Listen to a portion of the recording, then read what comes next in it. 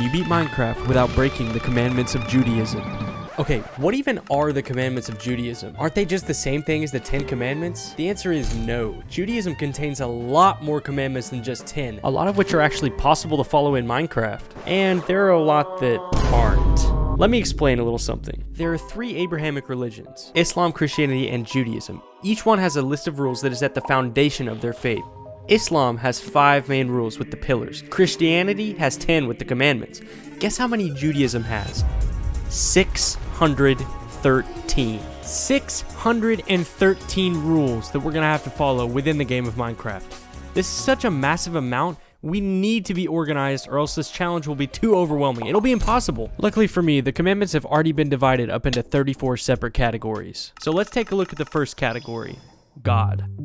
The first thing that you probably notice is the way that I spelled this. Why would I put a dash instead of the O? Well, that brings me to the first rule that I want to set for this Minecraft run. The God category contains 10 commandments, but for simplicity's sake, there's really only one that I want to worry about, and that is not to profane God's name. In Judaism, the name of God is so sacred that many Orthodox Jews spell it with the dash instead of the O out of reverence. So if I'm in my Minecraft run and I say anything along the lines of, "Ooh, good lord, there's a village right here. Can I make this jump? Ooh, oh my god." The run is instantly over, and I'm forbidden from spelling the name of God without the dash. Kosher speed run. Let's go. Okay, not the best spawn. Starting right now, I can't say, you know what? I can't say that. There's 10 out of 613 rules. What have I gotten myself into? This is gonna be way too hard. Ooh, look dude, it's some pigs for us to eat. Look, we can kill one right now. Wait!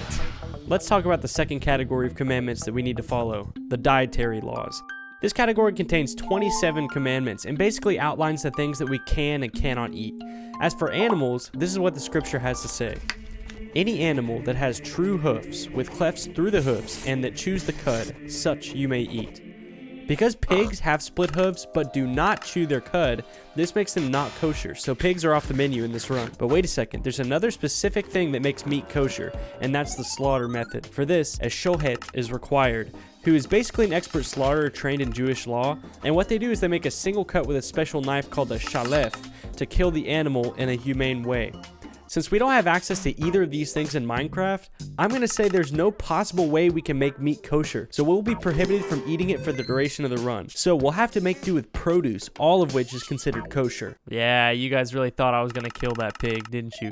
You guys really thought. Anyways, I think that a good start would actually just be to cut down all these trees and just wait for the apples to drop. A few moments later. Okay, so we have a few apples. Okay, after I eat, there's got to be another rule that kicks in. Really quickly, let's go over the third category of commandments, the prayers and blessings. This category only has 4 commandments, which makes it the shortest one. Basically, we have to pray a few times per day when certain events happen, which are after we eat, in the morning, and at night. The prayer after we eat can be accomplished by typing the words, "Thank you for giving food into this world," into the chat. This sounds pretty simple, but we have to do this every time after we eat, including if we're fighting something, so this rule really has the potential to mess us up. The second and third times that we have to pray are in the morning and night, where we will type a part of the Shema, "The Lord is our God, the Lord is one," into the chat. Again, this is pretty simple, but there's potential for us to forget and lose the challenge. Anyways, let's get back to the gameplay. Now I have to type, "Thank you for giving food to this world." We have to say that after every single time we eat, no matter what. Ooh, I hear a skeleton. Hopefully I don't have to fight him. Just a quick little note, there are Jewish laws about fighting, which I will reveal later. But for now, just enjoy. Oh no. I do not want to fight this thing. Oh, I'm gonna die. I'm gonna die. Wait, what happened? Did I die? Am I in heaven? Oh. Anyways, since we just died, what do the Jewish commandments actually have to say about killing? The main commandment that deals with this is simple: thou shalt not murder. But this leaves a lot up to interpretation. Do undead mobs count as murder? Do skeletons count? Just for the challenge's sake, I'm going to say that I'm not allowed to kill anything unless it's absolutely necessary for the run to continue. For example, I'll be allowed to kill blazes because they're required to progress in the game. Also, if my life is actually in danger, like it just was with the skeleton, I'll be allowed to fight it. But other than that, no killing. Okay, it's annoying that we died, but like, it's okay. Let's just get another attempt in.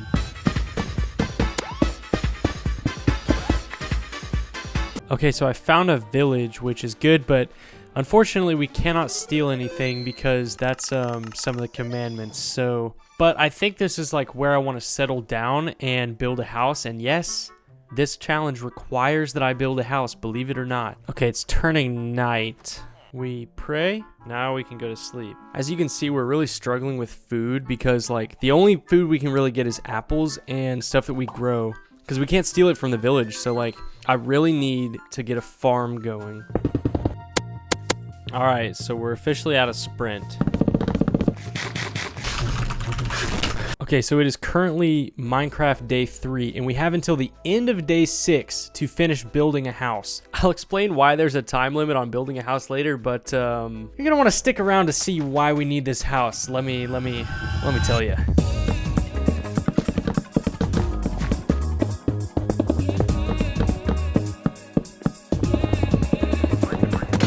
Okay, hold on.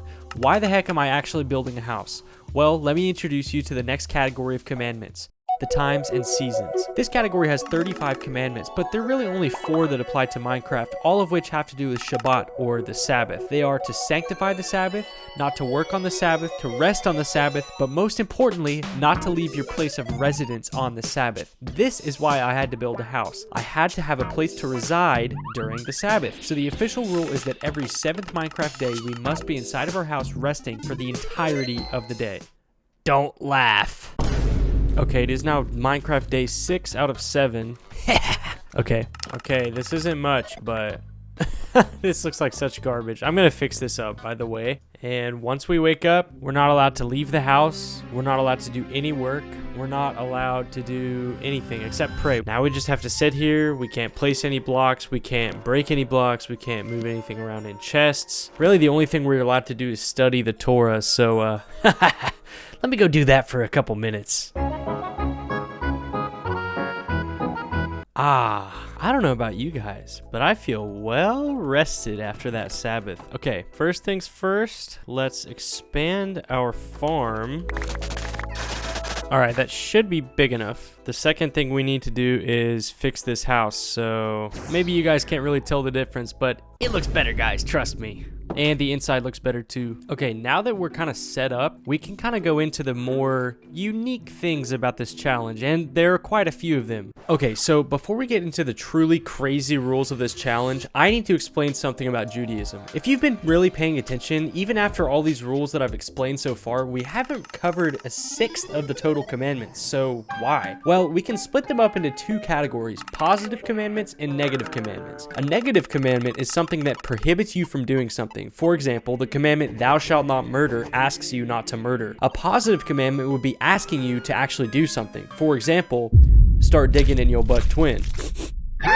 Okay, that one's not in the Torah, but you get the point. What I'm trying to say is that there are a lot of commandments that ask us not to do something that would be impossible to do in Minecraft anyway, so we don't have to worry about them. This covers a lot of commandments, but there are a few positive commandments that we still have to follow. This first one's a fun one. We're actually going to have to build a tabernacle. If you don't know what this is, it's basically the sanctuary that the ancient Jewish people used to worship. So let's just go back into our Minecraft world and build kind of whatever we want. It's not like there's a complicated and extremely detailed guide found within the Jewish text that specifies exactly how our tabernacle should be built. What? Welcome to How to Build a Tabernacle 101. First of all, the tabernacle must be built out of acacia wood. No, I did not make this up. There are multiple verses that specify that it should be built out of specifically acacia wood. Step 2. Refer to the schematic constructed by Jewish scholars on the exact dimensions of the tabernacle. Okay, so real talk, the commandments actually do command us to build a tabernacle, and I think that a good place to start would be to build the courtyard using path blocks. Okay, so I think that this space behind our house is probably the best area to build the tabernacle in. I mean, look how flat this is. Okay, the tabernacle was 100 cubits long and 50 cubits wide, which cubits are basically just like an ancient measurement. It's going to be about 50 blocks long, like 25 blocks wide. Okay, so that should be the rectangle of like where the courtyard is going to be. And we just got to fill it in. Okay, so I think the next thing that we need to do is we need to build a fence around here. Okay, so there's the fence done. So now we have the courtyard and the fence. Now it's time to start putting some of the details. So the first things first, we need to put this campfire in the middle because look at the picture, man, it's there. And then there's like all these benches around it. Okay, so now it's time to build like the actual structure of the tabernacle. So basically what this is, it was a sanctuary that the ancient Jewish people used to worship, and it was like a temporary sanctuary. It wasn't supposed to be like a building that was like existed for a long time. It was built with these 5 pillars, so let's do that. Okay, that looks perfect, just like the pictures. Okay, now we need to do the walls. Okay, so the basic structure is now complete. So if we look at the inside of the tabernacle, basically it's split up into 2. It's like the holy place and then the holiest of holy places. And basically that's where they keep the ark. So let's kind of split this up into 2. Okay, now we need to work on the covering. And this is something that's actually a commandment. It talks about having a red linen. So I'm going to cover up the roof with red wool. So let's get some of that. Okay, perfect. Now, last thing, we need to make those little diagonal things down. We can't really do it with wool, so let's just do it with some wood. Okay, we're pretty much done. We just need to put a cauldron to represent the brazen lever. I don't know how to say that, but you know. Okay, we have one last thing until the tabernacle's done. So let's go inside. This is the holiest of holy places, which is where they kept the Ark of the Covenant, you know, like the one in Indiana Jones. Yeah, so I want to actually get a couple of gold blocks to put in here to represent the Ark. So I'm going to go mining to see if I can get enough gold.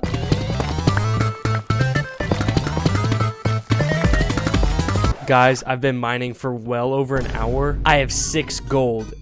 I'm just gonna go to the nether, okay? Yeah, man, we're going to the nether in our run. Yeah, we're gonna get some blaze rods. Nope, I'm looking for gold for my freaking tabernacle.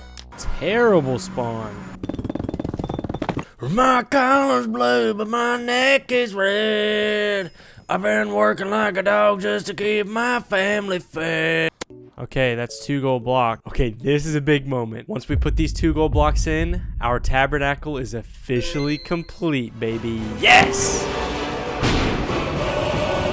Okay, I know what you're thinking. We got the tabernacle done. We're all set up. We have our house. We've been resting on the Sabbath. We've been praying every day. Let's just go beat the game, right? Wrong! There's one more final rule that we have to follow before we can go beat the Ender Dragon. And it's a doozy. We have to recreate an entire copy of the Torah. First of all, what even is the Torah? Well, it's just the first 5 books of the Old Testament. And yes, there actually is a commandment that tells us that every person should write a scroll of the Torah for himself. So how are we going to do this? Well, the answer is the book and quill, which requires 3 ingredients to craft: a book, a feather, and an ink sac. To get the books, we can trade with the librarian villager, which is allowed by the Jewish commandments, which state that we can trade goods as long as it's fair. The problem comes with the ink sac and the feather because we would have to kill animals to get these items. We already established that we can't eat animals because of our inability to slaughter them in the correct way, but can we use other parts of them? I'm gonna say yes, as long as our killing method is humane. So now, all we have to do is gather materials and then copy paste the entire 600 pages of the Torah one by one into each book. Sounds easy. Oh, look, it's a librarian. Okay, I already know what you guys are gonna say in the comments. Wait, isn't it breaking the commandments if he's killing animals in a non-kosher way? It is technically breaking the rules, but I think that this is a worthy exception because there's really literally no other way for us to write our own Torah without killing a few chickens and squids for their drops. Okay, now begins the excruciating process of copy-pasting 1 page at a time, the entire 600-page long Torah. Let's see how long this takes me, guys. Okay guys, drop your bets. How long did it take for me to copy paste the entire Torah into books in Minecraft? An hour? 2 hours? 5 hours! It took 5 hours of doing this! And I even installed a mod that allows me to copy paste more in at a time, and it still took that long. So if you're wondering why it takes so long to make these videos, it's because of stuff like that! Every single book, man. Every single one. Look at that. The entire Torah. Oh my gosh. On day 33, we can now start thinking about actually beating the game. Only armor we have is gold boots. What are we doing? We have a tabernacle. We have an entire recreation of the Torah. No iron armor. That's literally just this challenge. It's like, it started, you know, we were thinking about beating the game, and then, we gotta build the tabernacle, and then, we gotta make an entire recreation of the Torah, and now we can finally beat the game. All right, iron armor, finally. Okay, I have to be careful to remove the golden boots and then put this on, because that's actually a commandment. You can't wear clothing made of different mixed fabrics. So the more you know, right? Okay, it's now the Sabbath, so let's rest up and then we can go beat the game. Okay, while I'm resting, let's do a little refresher on the rules before I go into the nether. There are really only two big ones that we have to worry about. The first being the thou shalt not murder rule, which basically states we can't kill anything unless it's absolutely necessary for the run to continue. This pretty much means we aren't allowed to kill any hostile mobs other than blazes and the ender dragon, since those are really the only two that are truly required to beat the game. But that rule is pretty easy compared to us having to type a prayer in the chat every time that we eat. Remember, we have to type this whole thing, which takes about 5 to 7 seconds. In other words, if we need to heal at all, we have to freeze for 5 to 7 seconds no matter what after we eat, which is going to make the nether in the end a lot more challenging. Okay, let's find this fortress. My main decider of success in this nether fight will be how fast I can type the Jewish prayer after you eat. Dude, before this recording session, I was actually training on monkey type so that I could type this faster. Oh, here's a spawner right here. Okay, we got monster hunter. Okay, that's one blaze rod. Okay, now look, now we're gonna have to heal. Boom. See, this is where things get dicey. Anything could just get me right now and I can't do anything. Ooh, no, no, no, no, no. Oh my gosh. Hi, how are you? Oh! Dude. Oh, let me heal. I'm closing this off. Dude, it takes like 5 bread to heal. Dude, there's so many in there. Dude, why am I so scared right now? Ah! There's so many. Oh gosh. I need one more. Look at the chat. Okay, come on. Okay, get me out of here. We actually almost just died because we were typing our prayer. That's crazy. All right, now all that's left to do is just get our ender pearls.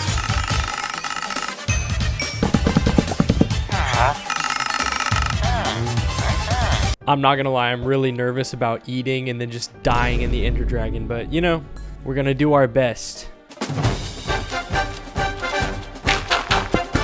Hey, we found it. Watch me lose all of my hours of progress on this world to the ender dragon. Oh, this is how you know you're dealing with a true Minecraft professional. Let's do this.